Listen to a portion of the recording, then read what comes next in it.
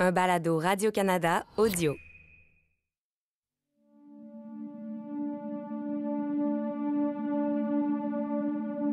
A few days ago, I heard in BBC, they said that American may leave Afghanistan before September. Il y a quelques jours, à la BBC, ils disaient que les Américains pourraient quitter l'Afghanistan avant septembre. If I tell you my exact feeling, Pour être tout à fait sincère, croyez-moi, j'attends juste ça pour me pendre. To hang up myself. Le 9 mai 2021, je parle à Gino pour la première fois. Il est à Kandahar, en Afghanistan, moi, à Montréal. Gino, c'est le surnom qu'il utilise pour protéger son identité. As right now, the situations every day in Kandahar city. À Kandahar, tous les districts sont aux mains des talibans et tous les jours, il y a des assassinats ciblés dans la ville. Gino vit sous la menace des talibans depuis des années, car il a travaillé comme interprète pour les soldats canadiens, des infidèles aux yeux des talibans. Gino est donc un traître. Pour les talibans, il ne mérite qu'une chose, mourir, lui et sa famille. Tous les gens qui ont travaillé pour les étrangers vont être tués. C'est clair. Là, je vous parle et je suis pas sûr d'être encore vivant dans 1 heure, 2 heures, dans un jour ou 2.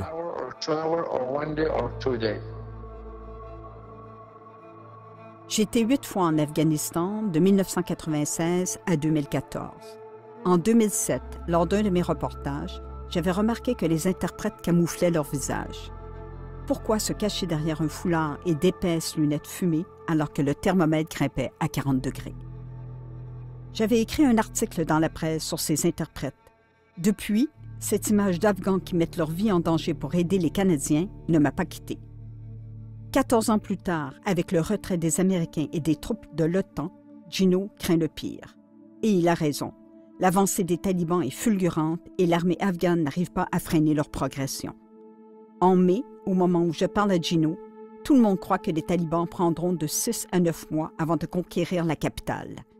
À peine 3 mois plus tard, le 15 août, les talibans entrent à Kaboul et le président Ashraf Ghani s'enfuit. On est foutus. Tout est fini. Depuis cet après-midi, on attend au port de l'aéroport. Il y a des combats, tu dois les entendre. L'aéroport est attaqué. Tout est foutu. Je sais pas ce qui va se passer.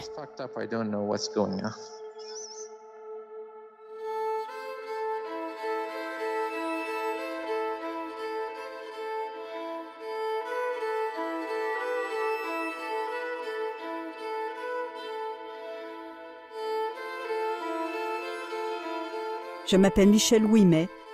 Voici le premier épisode de Partir ou mourir. Les Américains n'auraient pas pu imaginer pire scénario. Les forces alliées n'ont pas même encore terminé leur retrait d'Afghanistan que les talibans marchent déjà sur Kaboul. À Washington, on s'étonne de voir les quelques 300 000 membres des forces afghanes, entraînés et équipés à grands frais par les Américains, offrir si peu de résistance.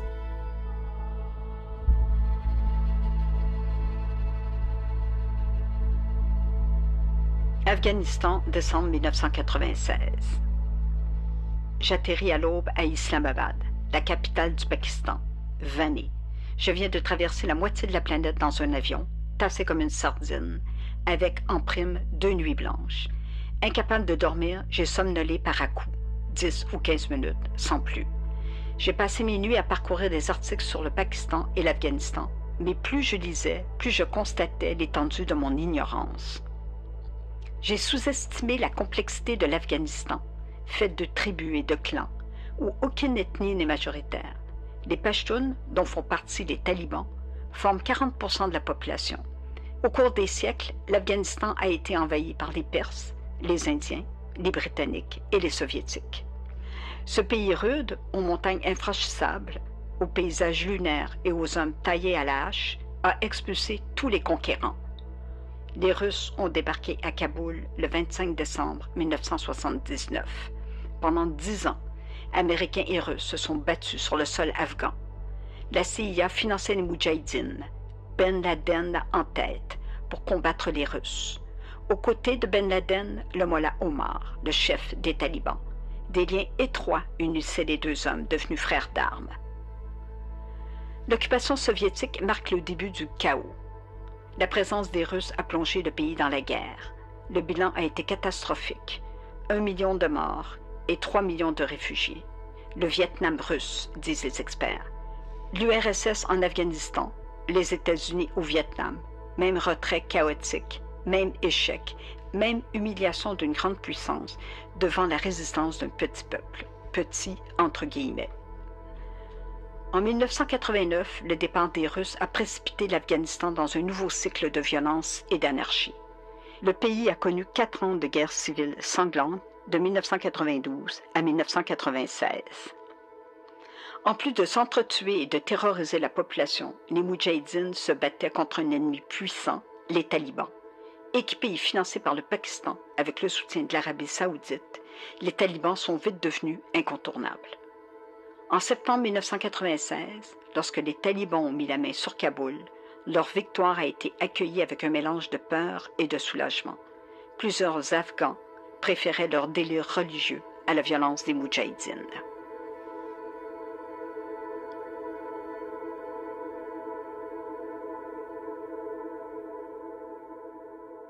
One thing I remember, and I really hate that, and I will never forget that.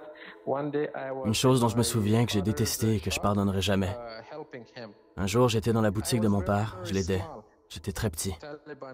Les talibans sont arrivés et ils m'ont battu. Après ça, ils m'ont coupé les cheveux. Puis mon père s'est mis à pleurer, et là, ils ont aussi battu mon père. Puis ils sont partis. Je pourrais jamais pardonner ça. Je l'oublierai jamais. Gino est né à Kandahar vers 1988. Quand vous demandez à un Afghan sa date de naissance, il vous répond souvent « Je suis né vers telle année ». Les Afghans ne fêtent pas leur anniversaire. Gino est Pashtun, l'ethnie des talibans qui ont régné sur l'Afghanistan pendant 5 ans, de 1996 à 2001. Gino grandit dans une famille nombreuse, typique de l'Afghanistan. 6 frères et 4 sœurs. À l'école, il apprend l'anglais et l'informatique. Après ses études, il enseigne. Au lendemain des attentats du World Trade Center du 11 septembre 2001, les Américains chassent les talibans à coups de bombes. Les forces de l'OTAN occupent l'Afghanistan. Quelques années plus tard, Gino travaille pour l'armée canadienne. J'ai commencé à travailler avec les Canadiens en 2009 comme interprète jusqu'à la fin de la mission canadienne à Kandahar. Tout ce qu'ils avaient besoin à Kandahar, je leur fournissais. Et je travaillais aussi comme conseiller culturel quand il y avait des problèmes. J'aurais tellement aimé retourner en Afghanistan. J'ai la nostalgie de ce pays au paysage à couper le souffle. Dès que vous mettez les pieds dans une maison, on vous sert du thé et des friandises, parfois un repas. Impossible d'échapper à la sacro-sainte hospitalité afghane.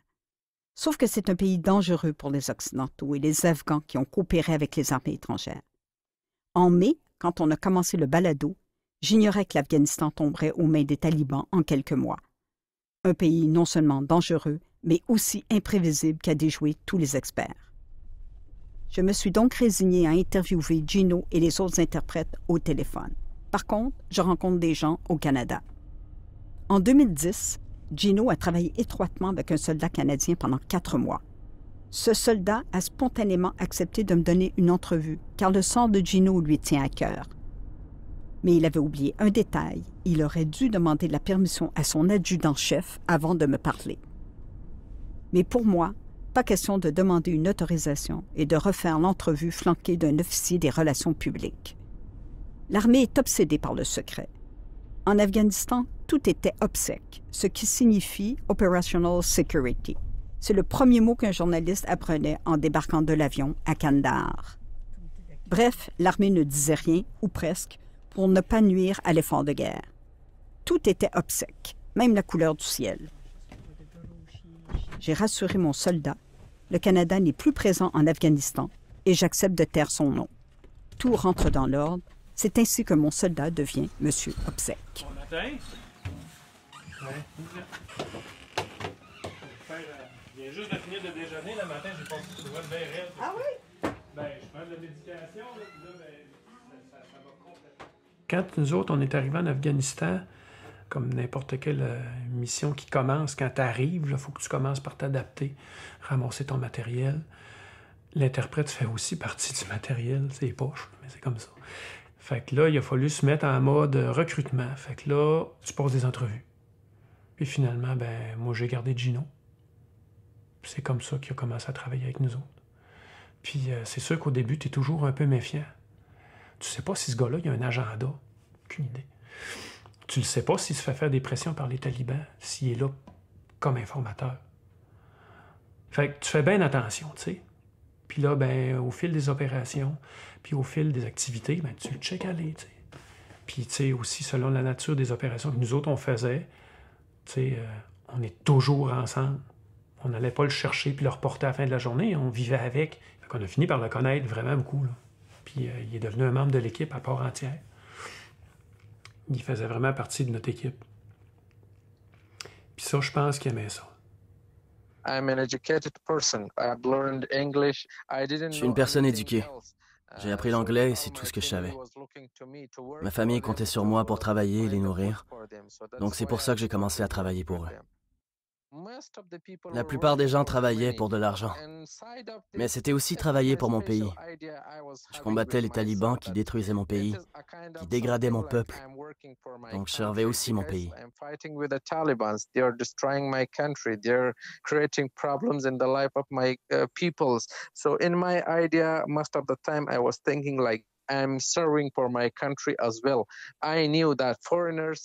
Je savais que les étrangers étaient venus en Afghanistan pour nous aider.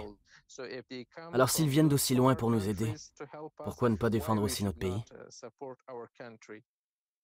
Le rôle d'un interprète est dangereux, car le pays est en guerre, la vraie, celle des combats, des bombes et des balles perdues.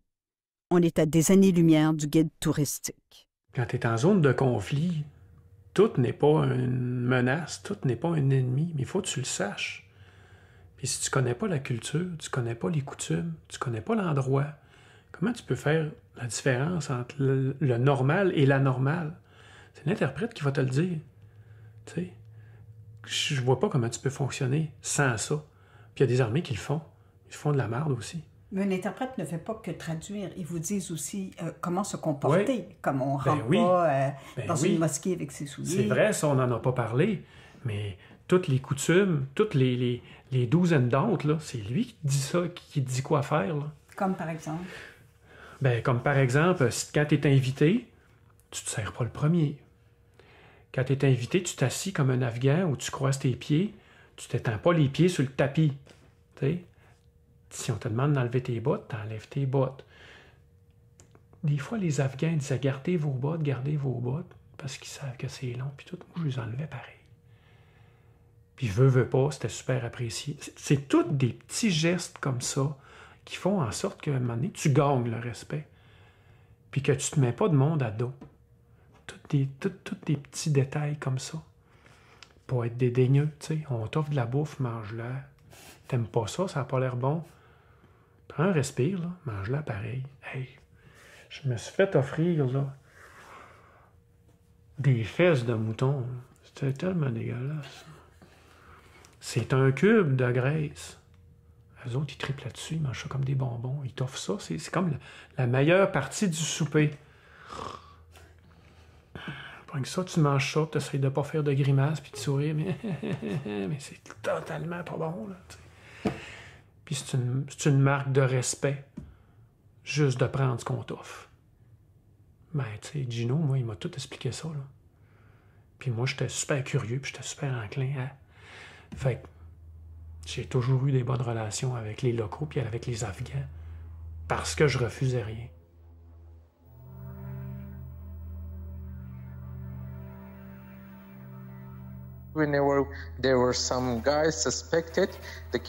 Quand un homme était suspect, les Canadiens me disaient « T'es capable de traduire aussi ce qu'il ne dit pas. Tu dois nous traduire ce que tu lis sur sa face, dans sa tête. » Mon travail principal était de traduire son langage non-verbal. J'avais 4 gars avec moi, on était 5. Plus Gino faisait 6. Nous autres, ce qu'on faisait, c'est que on s'en allait avec une compagnie d'infanterie, une section d'infanterie. Puis notre tâche, ben, en fait, notre tâche, c'était de recueillir du renseignement, mais surtout faire comprendre aux gens certaines choses. T'sais. Si quelqu'un vient creuser chez vous avec une pépine puis ne te dit rien, ça se peut que tu sois en maudit contre lui. Mais nous autres, on arrivait souvent avant les troubles. Puis là, on essayait de spotter c'est qui le responsable du village, c'est qui le... Puis là, on s'assoyait avec, puis là, on lui expliquait on est qui, qu'est-ce qu'on vient faire, pourquoi.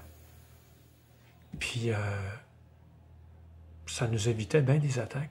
Donc, c'était comme un peu le chef du village. Puis Gino, évidemment, c'était bien important parce qu'il traduisait tout. Oui. Puis tu leur disais parce que souvent, là, on arrivait dans des villages, là, c'était complètement désert. Là, on se disait, on va se faire ramasser ici, là. Et les Afghans, là, sont... Surtout dans le sud, n'étaient pas vraiment au courant de ce qui se passait. Puis, on s'est fait prendre pour des Russes, souvent. Et mettons que personne ne leur dit rien, là. Qu'est-ce qui se passe? Eux autres, dans leur tête, il y a des Russes dans le village. Ils viennent se venger. Mon oncle, un tel, appelle son cousin, là, puis dit « Hey, il y a des Russes dans mon village. » Ah ouais, OK. Ça donne que mon oncle, c'est un taliban. Puis là, ben la marde pogne, tu sais. Fait que ma job, c'était beaucoup de désescalader ou d'empêcher l'escalade, juste par la communication. Mais là, pas des Russes? Non. Vous venez pas vous venger? Non. Pourquoi? Ben là, il y a eu une attaque il y a pas longtemps, proche d'ici, là. On pensait que vous veniez tuer tout le monde. Non. On est des Canadiens, puis on fait pas ça. Fait que tout de suite, la perception, là, elle venait totalement de changer, la dynamique venait totalement de changer. Fait que là, le peloton d'infanterie pouvait rentrer dans le village en toute quiétude avec une certaine réceptivité. Le peloton, dirigé par M. Obsek, vit à la dure avec des températures frisant les 40 degrés le jour. C'était vraiment du camping de guerre. On n'avait rien. Un puits dans le milieu. On n'avait pas d'électricité, pas d'Internet, rien. Moi, je tripais. J'étais là, yes. Ça, c'est une vraie opération. Là. Ça, c'est la vraie guerre. Là. Pas de climatisation, rien. On vit sur le terrain. Puis là, on va être bien obligé de manger de la nourriture du coin, tu sais. Est-ce que vous dormiez sous la tente? On n'avait pas de tente. Vous n'aviez pas de tente? Ben, on en avait, là, mais moi, je dormais sur le toit de la bâtisse parce qu'il faisait moins chaud. Puis au moins, je pouvais dormir. Gino était tout le temps avec toi? Gino était tout le temps là. Puis ça se passait comment avec Gino? Est-ce que vous mangiez ensemble? Oui. Il faisait vraiment partie de mon équipe. Fait qu'on mangeait ensemble, on dormait ensemble. Il nous faisait à déjeuner, il nous a montré des recettes afghanes. Il disait là, ça me prend ça, puis ça. Je dis bon, ben, OK, go. Fait que là, des patates, des oignons, des œufs, de l'huile, ben de l'huile, puis de la sauce tomate. Fait qu'on est assis en afghan, puis là, on épluche des patates, puis on épluche des oignons avec nos gros couteaux, pas de cuisine, parce qu'on a juste des couteaux de combat, puis, tu sais, on se fait à manger, puis on jase, puis on rit, puis on a du fun. Ouais. Ça, c'était vraiment cool. Ça, c'était le fun. Ça tourne souvent autour de la bouffe, hein? Ouais. Moi, j'aime ça cuisiner. J'aime la bouffe. Tu sais, faire à manger, c'est un acte d'amour, puis c'est un acte un peu de communion, tu sais. Puis là, on mangeait ça avec du pain d'âne, qui était vraiment excellent là-bas. J'ai jamais retrouvé. Même dans les restaurants ici, c'est pas bon de même. Du pain de pied. C'était drôle, il y avait des formes de petits pieds. Les mères font piler le pain par les enfants. Fait que c'est pour ça qu'on appelle ça du pain de pied. Il y a plein de petites traces de petits pieds. Moi, je trouvais ça full cute. Ah oui, c'est du pain de pied. Gino adore son métier. Il n'y avait rien que j'aimais pas. C'était plein de rire, la vie était pleine de joie. Faire la cuisine, manger ensemble, s'asseoir ensemble et parler, tout. Crois-moi, il n'y a rien qui me déplaisait là-dedans. Je faisais un métier que personne d'autre pouvait faire. C'était intéressant pour moi.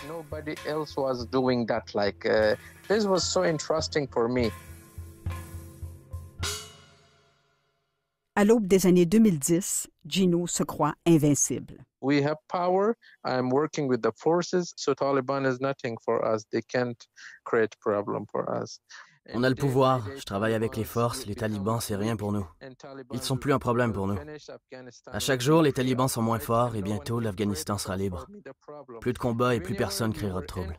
À chaque fois qu'on arrivait dans une zone, on décimait tous les talibans. Personne ne pouvait nous résister.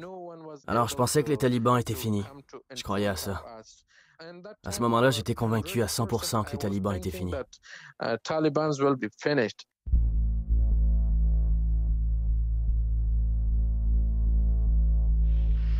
Afghanistan, base militaire de Massoungar, février 2007. Massoungar est un fief québécois. Ça s'entend dans les Saint-Cyboire et les Tabarnak. Le camp se résume à quelques tentes et à un bâtiment à moitié enfoui sous terre où se trouve le dortoir. Le tout protégé par une enceinte. 2 Américains et 20 Afghans côtoient les Québécois à l'intérieur du périmètre. J'accompagne les soldats dans une mission où ils doivent sécuriser un endroit. Je n'en sais pas plus. Lourdement équipés, ils sautent dans des jeeps qui les attendent, moteur en marche. Ils portent une centaine de livres sur le dos, casque, gilet pare-balles, armes, radio. Les jeeps s'arrêtent après avoir roulé une quinzaine de minutes. En file indienne, nous traversons silencieusement un champ aride en direction d'une agglomération où se trouve une poignée de maisons utilisées parfois comme planques par les talibans. J'ignore si l'ennemi s'apprête à nous tendre un piège et si nos vies sont en danger. Par contre, je sens la tension parcourir le groupe comme une décharge électrique. Nous progressons lentement. J'avance dans un brouillard, mes réflexes émoussés par la fatigue et la chaleur. Lorsque nous atteignons les maisons, les soldats, l'arme à la main, se dispersent 2 par 2 à la recherche de talibans ou d'explosifs. J'ai hâte que l'opération se termine, hâte d'enlever mon gilet pare-balles qui me scie le dos, hâte de ne plus sentir la peur qui bloque ma respiration. J'aurais fait un piètre soldat. La tension baisse d'un seul coup.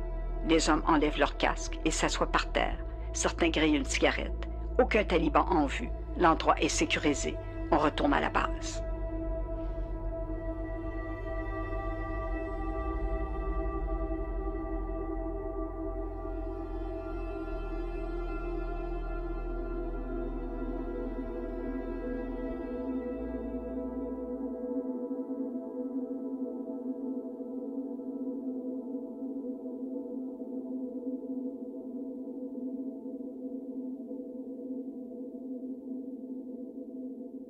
Quand les Canadiens quittent Kandahar en 2011, Gino croit que les talibans sont en déroute et qu'il pourra renouer avec sa vie d'avant, à l'abri des bombes et de la peur, mais il se trompe, lourdement.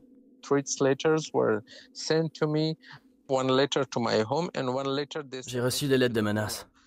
Une à ma maison et une adressée au mollah à la mosquée. À ce moment-là, je travaillais avec les Canadiens. Les lettres disaient « Tu travailles avec les forces, tu dois quitter ce travail ou tu seras tué. » Malgré leur prudence, la plupart des interprètes n'arrivent pas à protéger leur identité.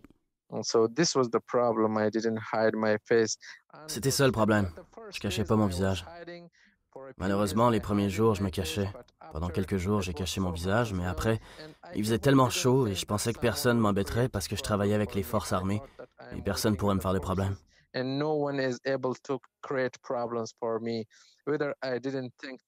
J'aurais jamais pensé qu'un jour les forces armées s'en iraient et qu'on me laisserait tout seul. Tout le monde me connaissait, et même quand les locaux venaient sur la base. C'est une grosse erreur que je faisais. Je cachais pas mon visage. C'est pour ça que ça m'a créé des problèmes. Dès que Gino a collaboré avec les Canadiens, il a eu peur des talibans qui pourchassaient les interprètes des armées étrangères, qu'elles soient britanniques, américaines, françaises, allemandes, australiennes, canadiennes. La peur ne le quittera plus. Je suis parti 3 ou 4 mois dans la province de Zaboul. Et là-bas, un jour, ils m'ont attaqué. Ils m'ont tiré dessus à moto. Je rentrais à la maison, il y avait 2 gars à moto. Je les ai vus dans le miroir, c'était des talibans. À 100%. Parce que j'avais aucun problème avec personne d'autre. Heureusement, j'ai rien eu. J'avais un ami avec moi dans la voiture et il a été blessé. Alors j'ai compris que je pouvais pas fuir et je suis revenu à Kandahar.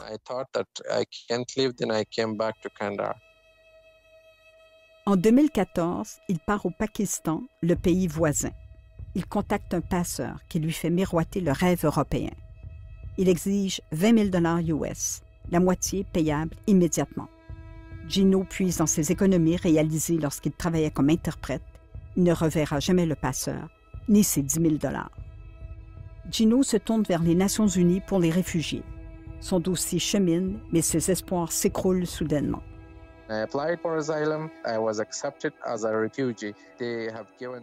J'ai fait une demande d'asile et j'ai été accepté comme réfugié. Ils m'ont donné mes cartes, ils ont reconnu que oui, ma vie était en danger en Afghanistan. Mais juste comme ils allaient soumettre mes documents aux ambassades pour me sortir du pays, à ce moment-là, les talibans m'ont kidnappé. Une nuit, quelqu'un est entré chez moi pendant que j'étais là. Quand je suis sorti de la chambre, il y avait un homme avec un pistolet dans la main. Il y avait un autre homme dehors. Ils m'ont dit, tu dois venir avec nous, notre chef a quelque chose à te dire.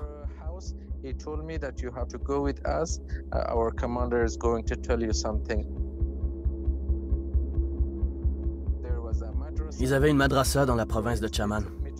Ils m'ont emmené là et la même nuit, ils m'ont mis dans une voiture, une Corolla. Et ils m'ont emmené à Kuchlak, près de Quetta. C'était plein de talibans. Pendant 2 semaines environ, j'étais avec eux. Ils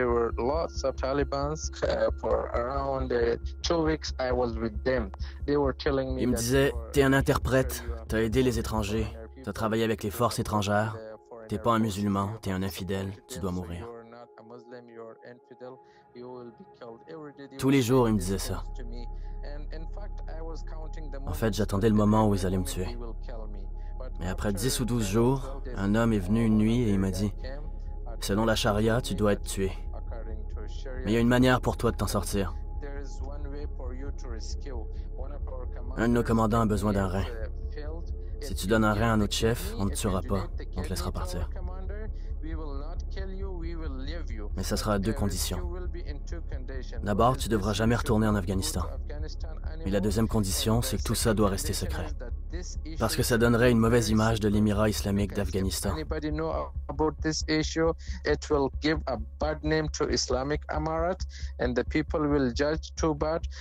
Mais si tu donnes pas ton rein, on te tue. C'est à toi de choisir quelle option tu préfères. Pense-y, tu me donneras une réponse demain. Think with yourself. Tomorrow, make the decision what you want. Au matin, je lui ai dit, OK, je suis d'accord. Je vous donne mon rein. Il était très heureux. Il m'a dit, t'as pris la bonne décision. Puis après 2 ou 3 semaines, ils m'ont emmené dans le coin de Rawalpindi. Pas dans la ville, mais dans un genre de village. Il y avait un grand building, mais c'était pas un hôpital. Il n'y avait pas d'infirmière. Il y avait leur sécurité, leurs hommes armés à l'intérieur. On est allé dans le sous-sol et le docteur est venu et m'a fait des tests pendant environ 1 semaine pour voir si mon rein était compatible ou pas. Finalement, il a dit « OK, ça peut marcher ».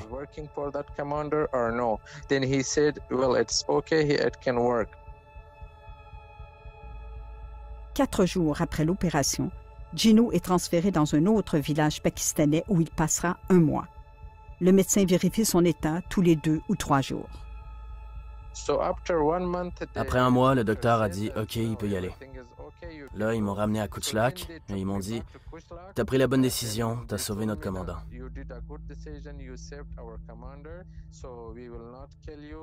On va pas te tuer et tu dois écrire une lettre avec ta signature et tes empreintes digitales pour dire que t'as promis à l'Émirat de ne jamais revenir en Afghanistan et de jamais parler de ça à personne. »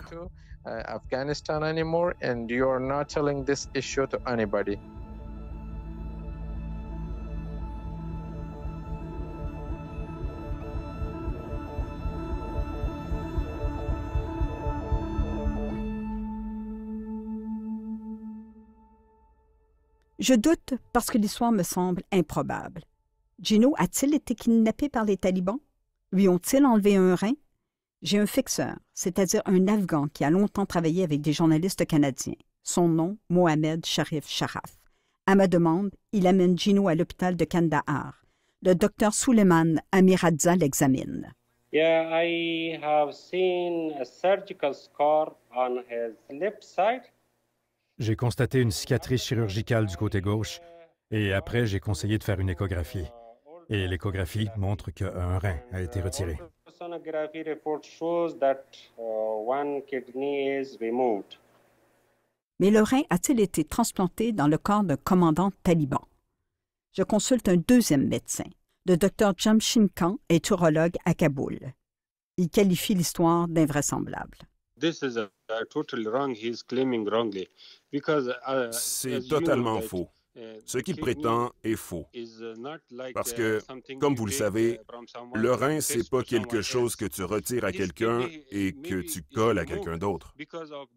Son rein est peut-être retiré à cause de maladies ou d'un autre problème, mais pour donner aux talibans, c'est pas éthique. C'est impossible. Et ensuite, si quelqu'un veut donner son rein à une autre personne, ça prend beaucoup de temps. On fait beaucoup de tests. Ça prend plus de 2 mois de faire tous ces tests de compatibilité avant d'enlever un rein.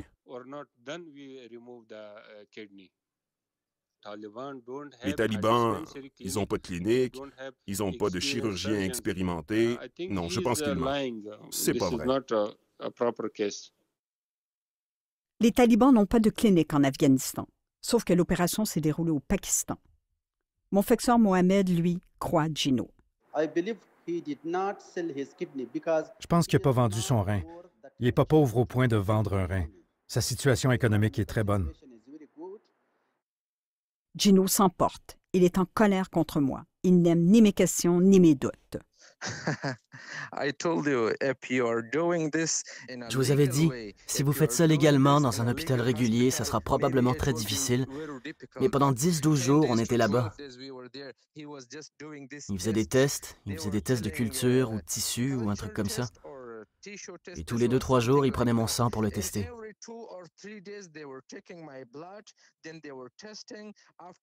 Après ça, un jour, ils m'ont dit que je devais aller collecter mon urine pendant 24 heures dans une grosse bouteille en plastique.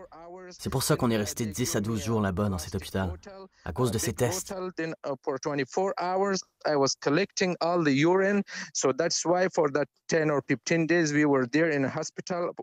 Et vous me dites que le docteur dit que c'est impossible. Dans un hôpital général, légal, où il y a plein de patients, les tests prendront trop de temps. Mais là, il n'y avait que moi comme patient, et ils essayaient de le faire vite parce que c'était illégal. Alors, ils voulaient aller le plus vite possible. So this place was I was only patient. There was not too much patients, and as well as they were trying to do it so fast because they were doing something illegally, not a legal thing. So they were trying to do it so fast as well. Je questionne aussi M. Obsek car il connaît bien Gino. Est-ce que tu le crois? Est-ce que... J'ai pas de raison de pas le croire. Parce que ça arrive. Tu sais, tout est possible dans des situations comme ça, tant qu'à moi, là. Puis, tu sais, la barbarie humaine, ça n'a pas de limite, là. Fait que... ouais. J'ai pas de raison de pas le croire. Tu sais, considérant tout ce qu'il a fait pour moi, tout ce qu'on a fait ensemble, il m'a sauvé la vie, là. À plusieurs reprises, là. Tu sais, juste par son feeling, par ses interactions avec les locaux, tout le kit, on s'est évité beaucoup de troubles. Fait que, tu sais, ça, je sais pas. L'histoire me semble rocambolesque, mais en Afghanistan, tout est possible.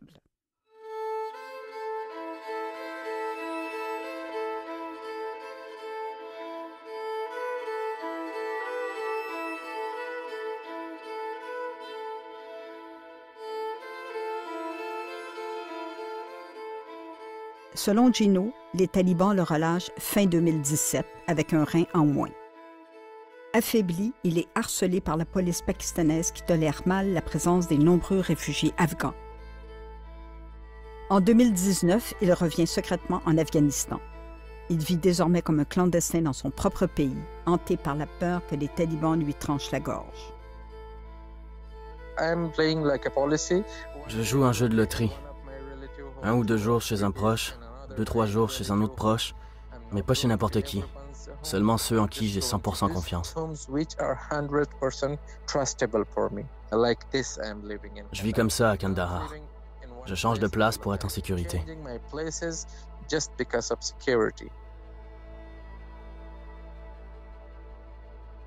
Vous parlez ou c'est quoi? À peu près tous les 2 jours, là. Il me demande comment ça va. Il est fin. Tu sais, même dans la marde de même, il se demande comment moi je vais. T'sais. Ça te donne une idée quelle sorte de personne qu'il est. T'sais. Moi, je lui demande qu'est-ce qu'il fait, comment ça va. Là. La dernière fois que j'y ai parlé, il dit là, je file pas pantoute. Là. Il dit, je suis vraiment pas trop. Là. Il dit, je fais de l'anxiété à côté. Là. Puis il dit, je dors plus. Il dit, je pense que. Il dit, je me suis trouvé de l'opium. Il dit, je pense que je vais aller me geler un peu. Pauvre Gino. Il avait peur. Peur pour sa famille. En tout cas, selon ce qu'il me dit, les talibans les cherchent. Fait que, tu sais... Ben, tu sais, Gino, tant qu'à moi, il a été un soldat au même titre que les autres. Il a travaillé pour un pays qui n'était pas le sien, mais en même temps pour son pays, en même temps. Moi, je pense qu'il faudrait les ramener. Il faudrait lui donner une chance d'avoir une vie décente, là, parce que, tu sais, ils ont mis leur vie en jeu. Puis là, leur vie est encore plus menacée parce qu'ils n'ont plus de protection. Je pense qu'on devrait les ramener. Ils méritent une bonne vie, ce gars-là. Là.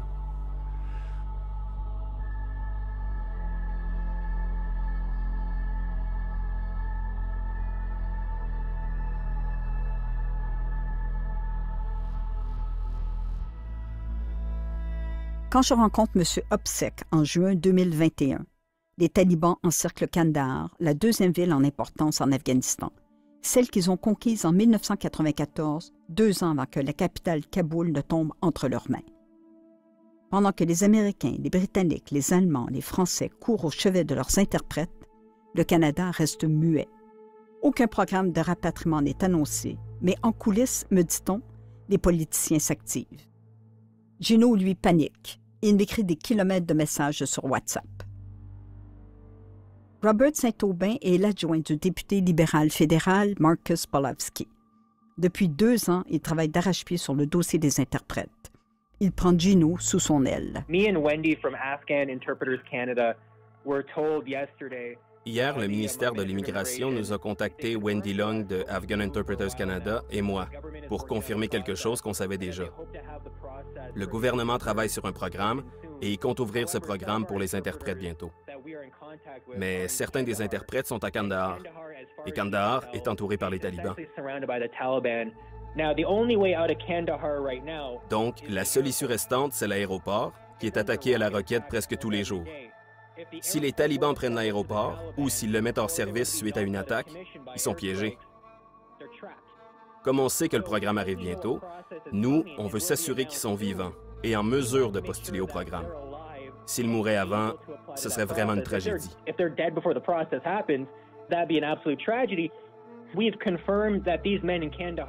On sait que ces hommes ont servi pour les forces armées canadiennes il y a 10 ans. J'ai parlé avec des soldats au Canada qui nous ont confirmé leur service. Ce que j'essaie de faire maintenant, c'est de lever des fonds pour les envoyer à Kaboul par avion, pour eux et leurs familles, le plus rapidement possible, pour qu'ils appliquent au programme et s'ils sont acceptés, ben ils ont une issue. S'ils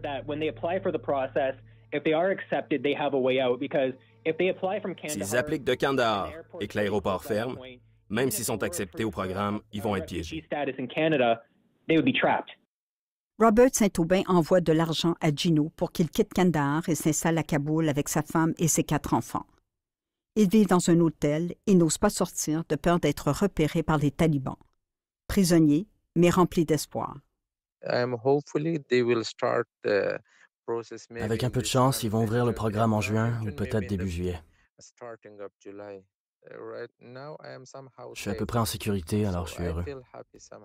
Quand je parle avec toi, quand je parle avec Robert Saint-Aubin, à quelque part, ça me donne de l'espoir. Donc, en général, je peux dire que je me sens heureux.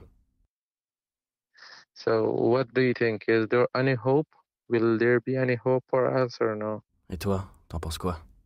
Est-ce qu'il y a de l'espoir? Est-ce qu'il y a de l'espoir pour nous ou pas? Yes, I think. But you know, I'm not in the government. I'm a journalist and I'm... J'étais relativement optimiste. Je savais que les politiciens travaillaient sur un programme de rapatriement d'urgence. Quite optimistic. Okay. So thank you very much and stay safe. Thank you, Michelle. Okay, bye. Thank you so much. Okay, have a nice day. Bye. Personne ne se doutait que la situation se détériorerait aussi rapidement à Kaboul. 4 jours plus tard, Gino renoue avec le désespoir. I changed the hotel. I went to another hotel. Now I'm living over there. In front of our hotel, there was someone shooted. So when we... J'ai changé d'hôtel. Quelqu'un a été tiré devant notre hôtel. On l'a vu de notre fenêtre et j'ai demandé au propriétaire de l'hôtel qui c'était, pourquoi il a été tué. Il m'a dit que c'était un officiel du gouvernement qui vivait dans l'hôtel depuis 4-5 jours.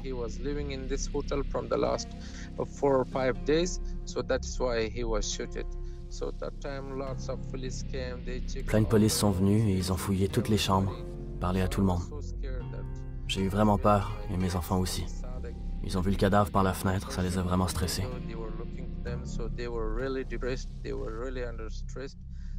Cet hôtel est plus sécuritaire, alors j'ai décidé de bouger ailleurs. Le lendemain, on est allé dans un autre hôtel et maintenant je vais bouger d'un hôtel à l'autre, rester juste quelques jours. Comme ça, je serai peut-être moins menacé. Il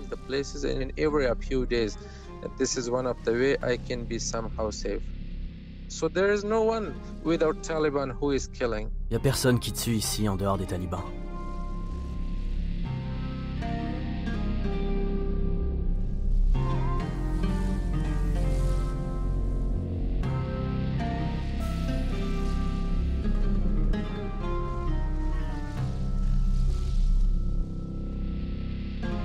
Interprète afghan, partir ou mourir.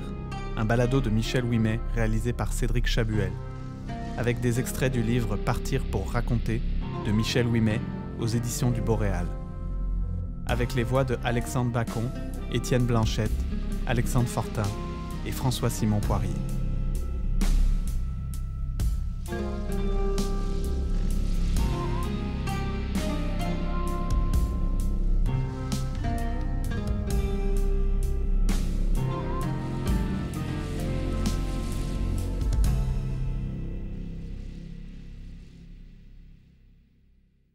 Un balado Radio-Canada audio.